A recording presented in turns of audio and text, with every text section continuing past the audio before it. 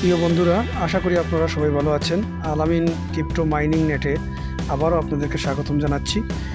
চলে এলাম পিক্সেল ট্যাবের আজকের রেওয়ার্ড পরিচিতি নিয়ে। আজকের রেওয়ার্ড পরিচিতির মাধ্যমে আপনারা যে 4টি ইমেজ সিলেক্ট করতে হবে তা দেখে নেবেন। চলুন আমরা কিভাবে করতে হয় দেখে নেই।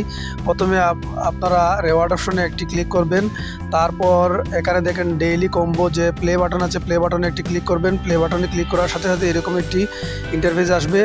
তারপর আপনারা তৃতীয় লাইনের 3 নম্বর কার্ডটি টাচ করে ধরে প্রথম বক্সে ছেড়ে দিবেন। তারপর আপনারা প্রথম লাইনের প্রথম যে কার্ডটি আছে টাচ করে ধরে 2 নম্বর বক্সে ছেড়ে দিবেন।